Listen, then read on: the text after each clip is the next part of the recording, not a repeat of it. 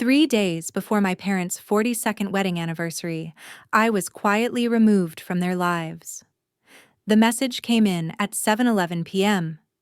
No explanation, no softness, just one sentence that felt rehearsed long before it reached me.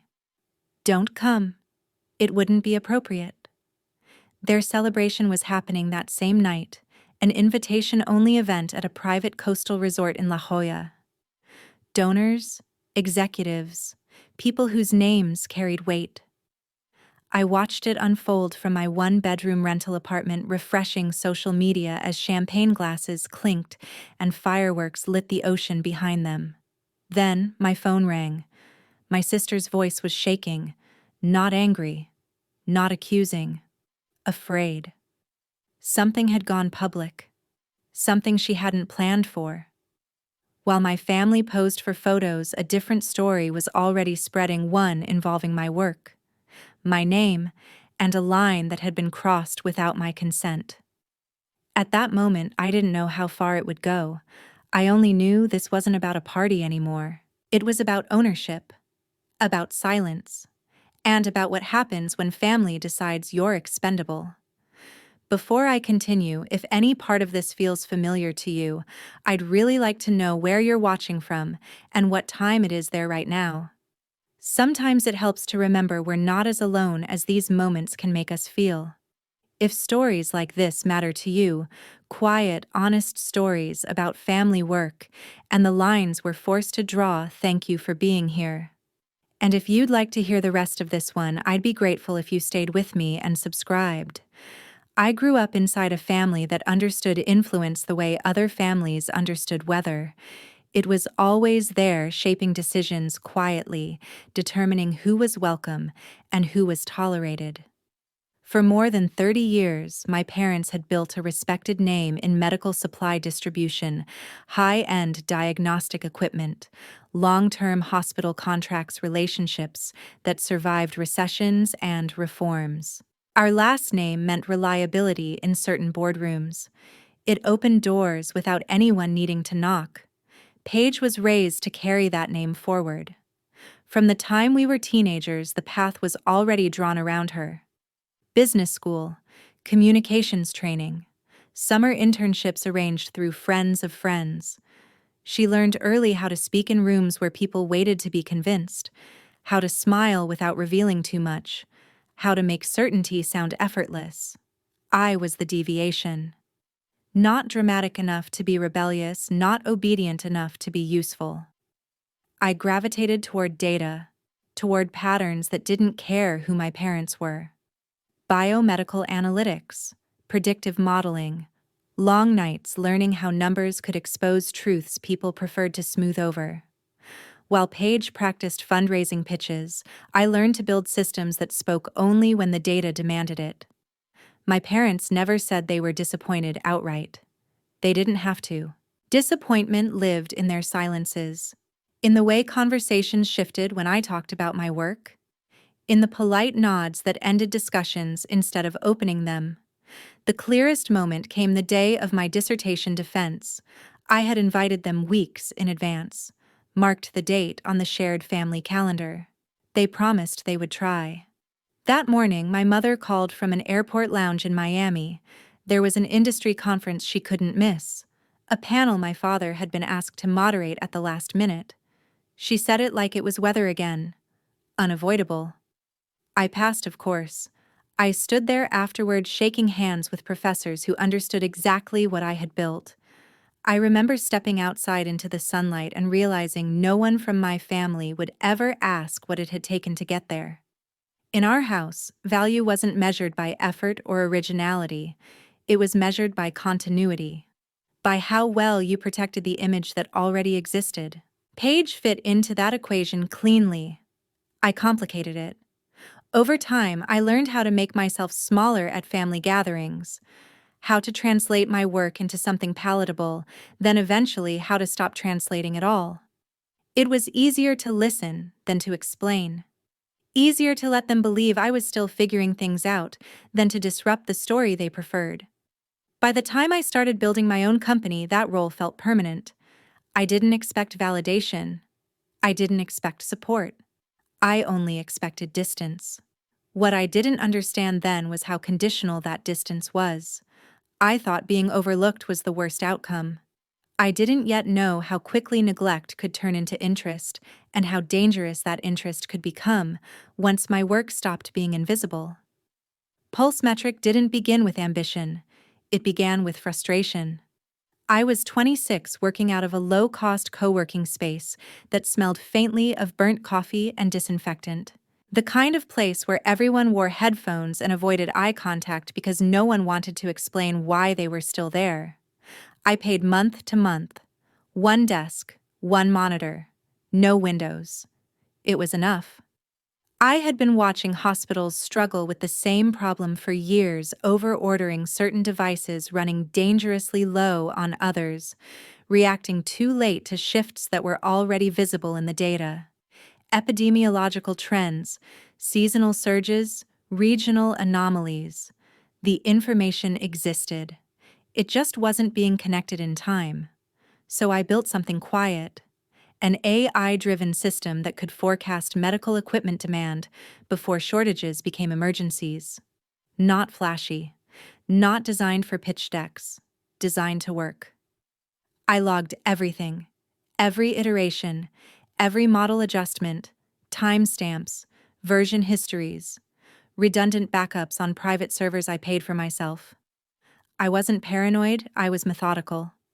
I'd learned early that clarity only mattered if it could be proven. For a long time, no one noticed. And I was fine with that. Then my family's company lost a major hospital contract. The official explanation was market volatility. Internally, it was worse. They had misread demand patterns and overcommitted inventory that no one needed. I heard about it secondhand, through the way conversations suddenly paused when I entered a room. Through the tension that crept into my mother's voice when she called asking questions she had never asked before. She didn't say my company's name at first. She asked how my research was going, whether I was still working with predictive systems. Then carefully she mentioned Paige, said she was under pressure, said it might help if I shared a few insights. Just to steady things. I hesitated. Not because I didn't want to help, but because I understood how uneven the ground was beneath that request. I agreed on one condition. I would present outcomes, not infrastructure. Results, not code. High-level conclusions they could act on without exposing the mechanics behind them. My mother agreed quickly, too quickly. When I met with Paige, I kept my laptop angled toward myself. I walked her through projections, demand curves, adaptive response windows. She took notes. A lot of notes. Asked questions that hovered just close enough to the technical edge to make me cautious, but not enough to refuse outright. I told myself she was learning. That curiosity didn't equal appropriation. At the end of the meeting, she thanked me. Said this was exactly what they needed. Said I was helping the family. I went back to my desk that night and reviewed my logs out of habit. Everything was intact. Everything was mine. I closed my laptop and tried to ignore the quiet sense that something had shifted. Helping felt different than I expected. Less generous, more transactional. Still, I told myself that boundaries were clear, that expertise could be shared without being surrendered. That blood didn't automatically mean entitlement. I believed that because I needed to, because the alternative that my work was only valuable once it could be taken hadn't fully formed yet. Not then. Not until I started hearing my language repeated back to me in places I hadn't spoken it. That was when pulse metrics stopped being invisible. The first time I realized something was wrong, it wasn't dramatic. It didn't arrive with confrontation or raised voices. It came quietly, wrapped in familiarity. Paige invited me to sit in on a pitch call she said I didn't need to prepare for. Just listening, she said. Just so I could understand the context. I agreed mostly out of curiosity, partly because saying no had always required more energy than I wanted to spend. The call was clean, polished, the kind of presentation our family had perfected over decades. Slides moved smoothly. Talking points landed exactly where they were meant to. And then Paige started explaining the technology. She used my language, not loosely, not approximately. She described demand elasticity windows the way I had explained them to her weeks earlier.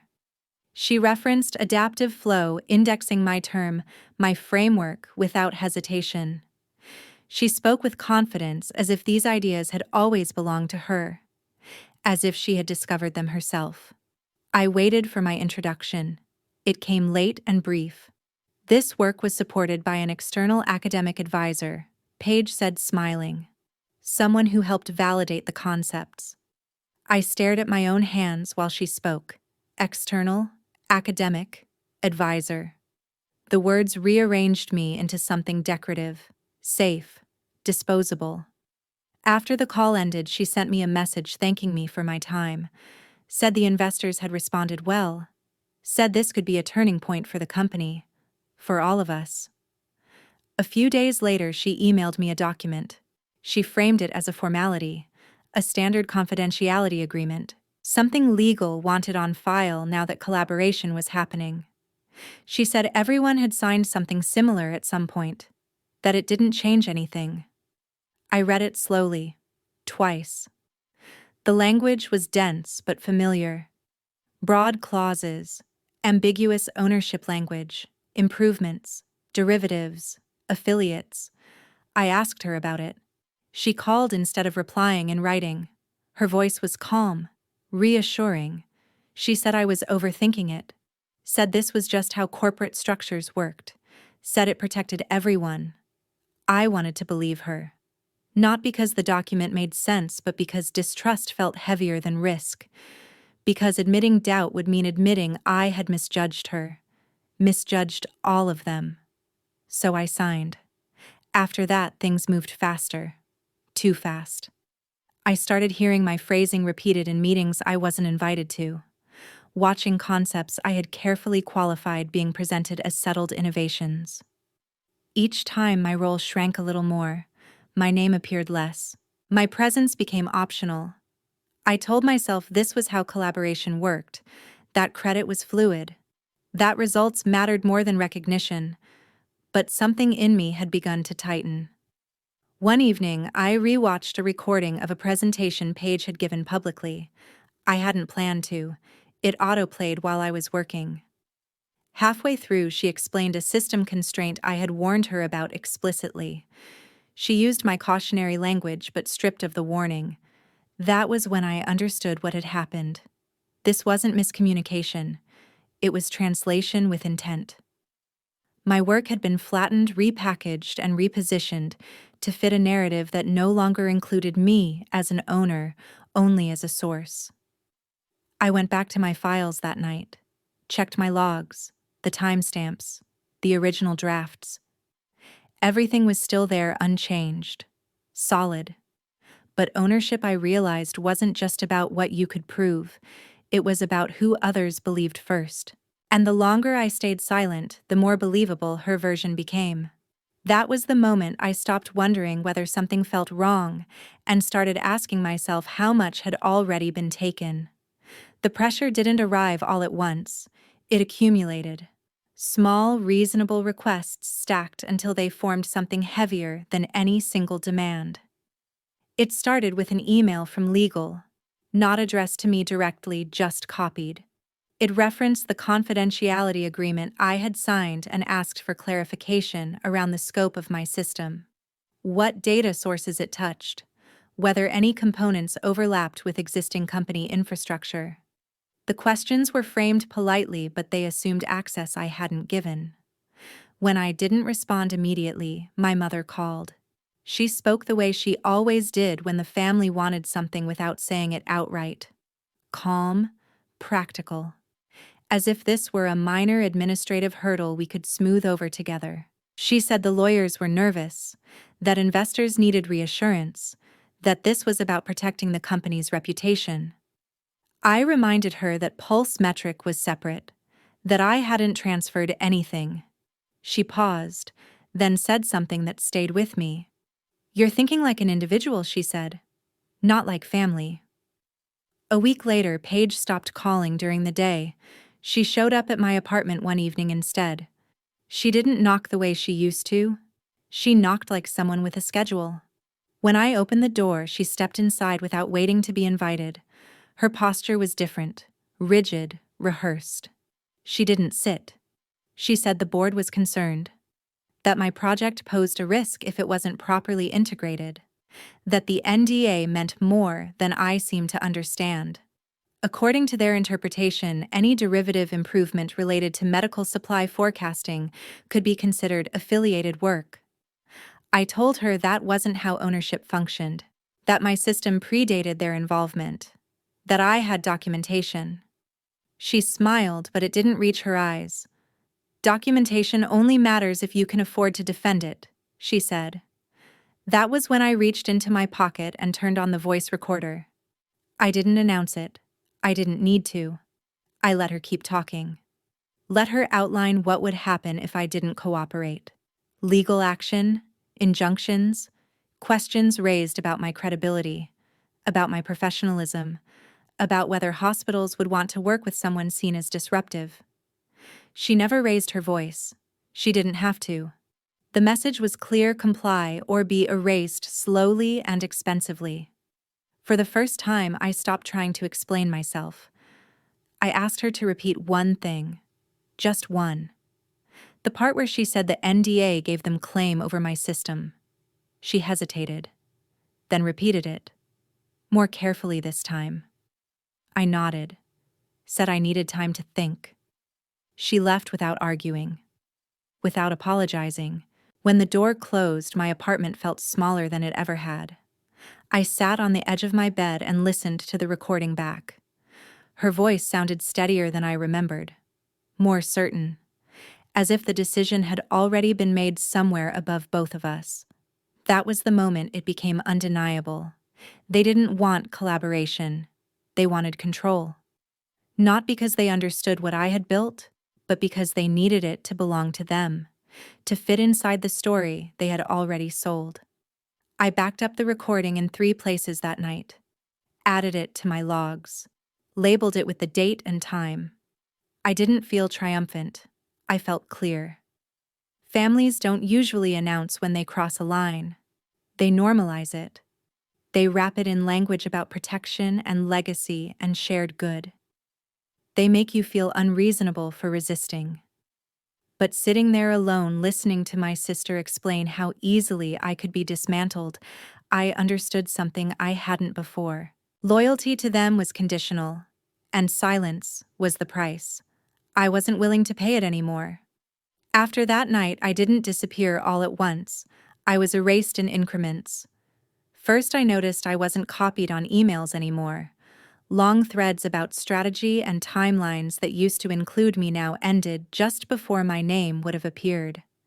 Then the family group chat went quiet on my phone. Not silent active, judging by the notification count that never reached me. Just quiet where I was concerned. When I asked my mother about it, she didn't deny it. She said things felt tense, that maybe it was better if I took some space, that I had been carrying a lot of negative energy and it was affecting Paige during a sensitive moment for the company. She said this gently, as if she were offering care rather than exclusion. I became something to manage. Invitations stopped coming. Dinners, internal briefings, even casual updates I used to receive out of habit, all gone. I wasn't confronted. I was filtered out. Like noise. By the time their anniversary celebration arrived, my absence had already been normalized. The message telling me not to come felt less like a decision and more like confirmation. I had already been moved out of the frame. That night, the coastline in La Jolla glowed under carefully placed lights. I saw it through other people's photos. Crystal glassware catching reflections from the ocean. Linen jackets. Dresses chosen for how they would photograph. Everything curated to suggest stability. My parents stood close together in every image. Paige never left their side. I sat in my apartment with the lights off, laptop open on the kitchen table. I hadn't planned to work. I just didn't want to be still. Stillness made room for questions I wasn't ready to answer yet. I refreshed my email out of habit. Nothing. Then a new notification appeared. Not from family, not from legal, a journalist. The subject line was restrained. Professional. Curious. He referenced publicly available information, patent filings, corporate disclosures, a recent pitch deck that had circulated more widely than intended. He asked whether I was open to clarifying my role in the technology being presented by my family's company. I didn't respond right away. I reread the message several times. Outside fireworks began to bloom over the water miles away, coloring the night sky in photos I wasn't part of. I opened the article he had attached. It wasn't published yet. A draft. Carefully worded. Cautious. But the questions it raised were precise. Too precise to be accidental. I realized then that the story had already started moving without me directing it, without my consent. Others were noticing the gaps, the inconsistencies, the places where ownership had been assumed rather than established. I thought about the recording on my phone, the logs, the files I had kept because order mattered to me long before defense ever did. For weeks I had been made to feel like the problem, like the disruption, like the risk that needed to be contained. But reading that draft, I saw something shift. This wasn't about family anymore. It wasn't even about loyalty. It was about truth traveling faster than control. While they toasted each other and smiled for the camera, the version of events they had built so carefully was already under strain. Quietly, methodically. I closed my laptop for a moment and sat in the dark, listening to distant echoes of celebration through other people's screens. Being erased had hurt more than I expected. But clarity has a way of arriving when there's nothing left to protect. I opened the laptop again and began organizing my files. Not to retaliate, not to prove a point, just to make sure that when the story finished unfolding, it would do so with facts, not permissions. I didn't answer the journalist immediately. I spent the rest of that night cross-checking myself instead, reopening folders I hadn't touched in months, scrolling through logs the way some people reread old messages, timestamps, commit histories. Early model failures I had documented instead of deleting, the unglamorous evidence of work done alone. In the morning, I replied with one sentence. I said I was willing to clarify the record-provided accuracy mattered more than speed. His name was Milo Trent. He specialized in technology investigations, the kind that unfolded slowly and left little room for denial once published. He didn't rush me. He asked for specifics. Ownership chains, dates, who had access to what and when. I gave him what he asked for. Patent drafts with my name as sole inventor. Server logs showing development long before my family's involvement. The recording from my apartment labeled and unedited. I didn't editorialize. I didn't speculate. I let the materials speak in the language they were built in. A few days later, Milo asked if he could contact my former advisor. Dr. Ansel Reed had supervised my research years earlier. He knew the system before it had a name. When Milo reached out, Ansel didn't hesitate. He confirmed timelines, confirmed authorship, confirmed that what was being marketed publicly bore structural fingerprints that couldn't be coincidental. Once that confirmation existed, the pace changed. Hospitals began asking questions, quietly at first. Requests for clarification, then formal pauses in procurement. Nothing dramatic, just enough to disrupt momentum. Enough to make investors uneasy. The board responded the way boards always do when uncertainty threatens capital. They initiated a review. Paige stopped calling. When she did text, it wasn't to ask what I had done. It was to tell me what I had ruined. Years of positioning, trust, the company's future. She said I had chosen ambition over family, as if the two had ever been offered to me equally. I didn't reply. The article went live on a Tuesday morning. No accusations in the headline. Just a question, a discrepancy, a timeline that didn't align. By afternoon, the company issued a statement announcing an internal investigation. By the end of the week, Paige was placed on administrative leave pending review. The conclusion came quietly. No press conference, no spectacle. The findings confirmed unauthorized use of proprietary technology, misrepresentation of authorship, breach of ethical standards. The language was careful. Final. Paige sent one last message. Short. Bitter. She said she hoped I was satisfied. I sat with that for a long time. Satisfaction wasn't the word. Relief wasn't either. What I felt was something colder and steadier. The kind of calm that comes when reality finally matches what you've been carrying alone. I watched the fallout from a distance. Contract suspensions, advisory firms brought in, lawyers issuing statements that said nothing while meaning everything. The version of the company my parents had protected for decades began to fracture not because I exposed it, but because it had been built on assumptions no one thought would be tested. When Milo asked if I wanted to add a personal comment to the follow-up piece, I declined. The facts were enough.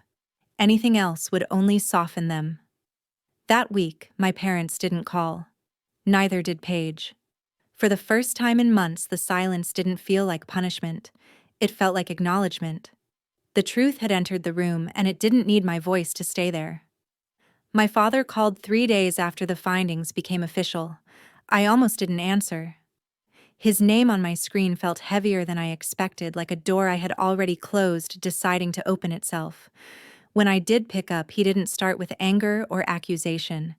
He started with silence, the kind that stretches because someone doesn't know where they're allowed to begin.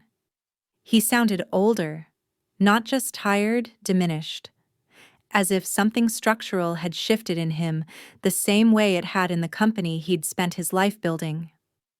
"I should have stopped it," he said finally.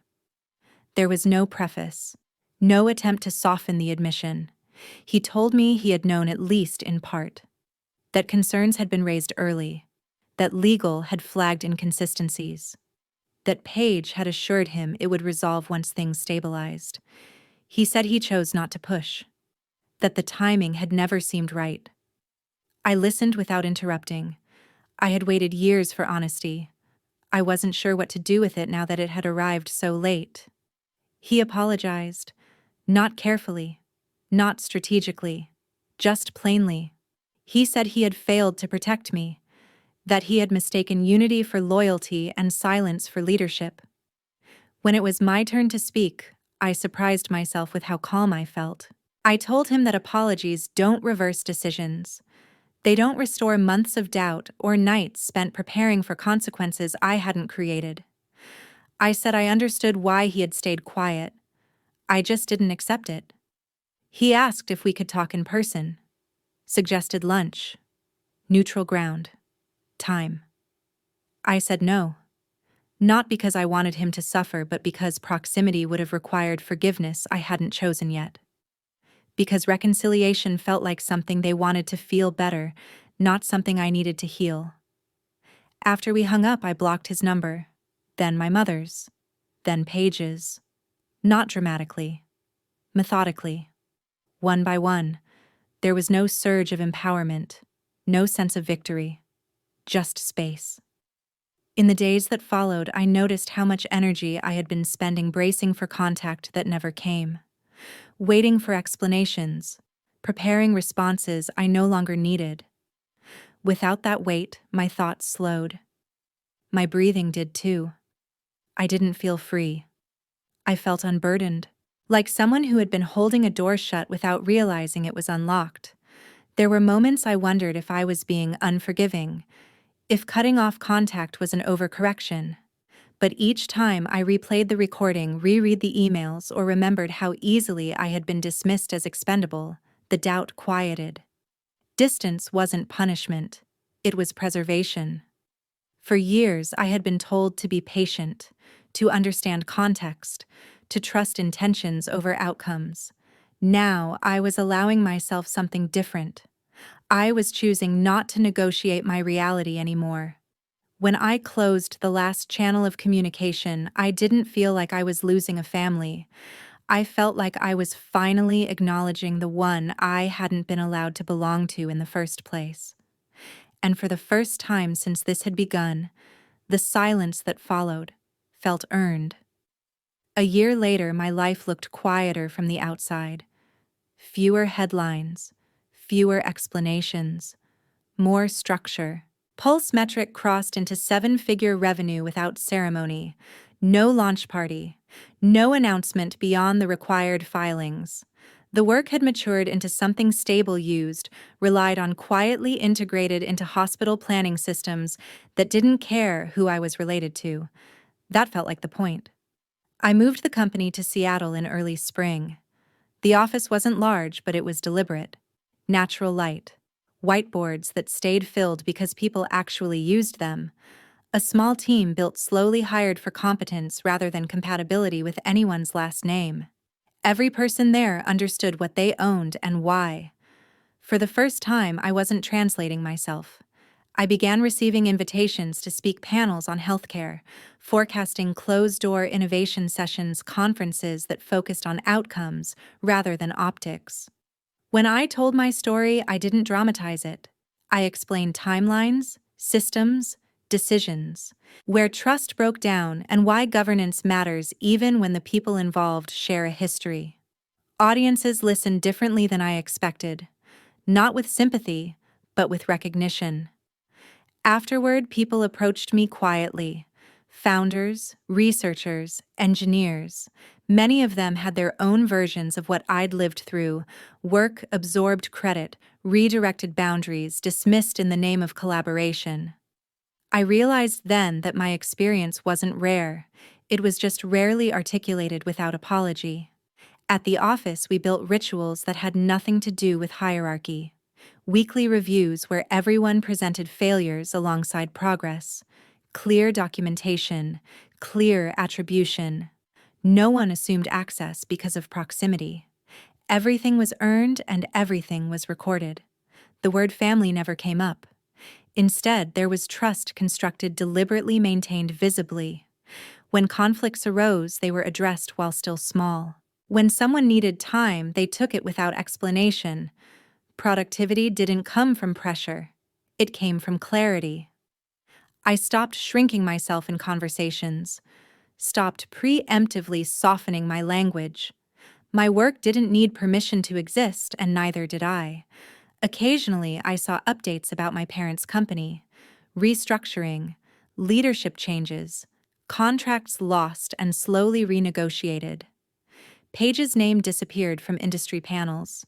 She pivoted to consulting according to a brief profile update that circulated once, and then didn't matter. I didn't feel vindicated. I felt distant. The story that had once consumed me had settled into something finished. Not resolved, finished. Like a chapter that no longer demanded revision. In Seattle, my life had room again. Evenings ended when work was done. Weekends were quiet. I filled them with things that didn't require justification. The family I had now wasn't defined by blood or obligation. It was defined by choice. By people who stayed because they wanted to, not because they were supposed to. For a long time, I had believed belonging required compromise. That acceptance came from making yourself easier to carry. What I learned instead was simpler. Belonging begins when you stop negotiating your worth. Integrity turned out to be more expensive than I expected. Not in money, though there were costs there too, but in distance, in permanence, in the understanding that some doors don't close loudly. They just stop opening. After everything settled, I kept thinking about the moment when helping crossed into surrender. How subtle it had been. How reasonable it sounded at the time. Support your sister. Protect the family. Don't complicate things. Each request on its own had seemed manageable. Together they had nearly erased me. I learned how easily contribution can be mistaken for consent. How quickly silence is interpreted as agreement, especially when the people asking already believe they're entitled to the answer they want. For a long time, I blamed myself for not seeing it sooner, for trusting familiarity over structure, for assuming shared history would protect me from being used. But hindsight doesn't assign responsibility fairly, it only clarifies where boundaries should have existed. Paige left the healthcare space quietly. There was no announcement, no formal goodbye. One day she was there positioned as a leader. The next she wasn't. Consulting replaced permanence. Short-term contracts replaced authority. I didn't follow closely. I didn't need to. My parents' company never recovered its old standing.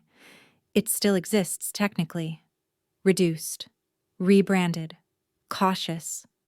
The kind of organization that survives by remembering what it lost, but never quite understanding why. Occasionally letters arrive. Emails routed through third parties. Apologies that read like closure attempts rather than accountability. I don't respond. Not out of spite, but because response would reopen negotiations I've already concluded. I don't need them to understand my choices. I need to live with them. What integrity taught me is this. It rarely looks noble in the moment. It looks isolating. It looks like walking away without applause, like choosing documentation over reassurance, like being willing to be misunderstood in order to remain intact. There are still days when the absence stings, when something happens and instinct reaches backward before I remember there's no one there to catch it. Blood leaves impressions even after distance is established. But those moments pass. What remains is steadier. A sense that my work belongs to me, that my name isn't negotiable, that fairness doesn't require witnesses to be valid. I didn't win anything. I didn't reclaim a place at a table that was never built for me. What I gained was quieter and harder to explain. I gained alignment. My success isn't revenge. It isn't correction. It isn't a response to what they did. It's the result of choosing accuracy over acceptance, of deciding that the cost of being overlooked was lower than the cost of being owned. Integrity asks for payment up front. It doesn't promise comfort, but it does offer something durable, a life you don't have to justify, work you don't have to defend, and silence that finally feels like peace. Before I end this, I want to pause for a moment. If you've ever been placed in a position where protecting yourself meant disappointing people you were taught to prioritize, you're not alone. Those choices rarely feel clear when you're inside them. They only make sense later when you realize what staying would have cost. If this story resonated with you in any way, I'd appreciate hearing your thoughts in the comments where you're watching from and what time it is there right now. And if you'd like to stay with this channel for more stories like this, thank you for being here and for subscribing. It truly means more than you know.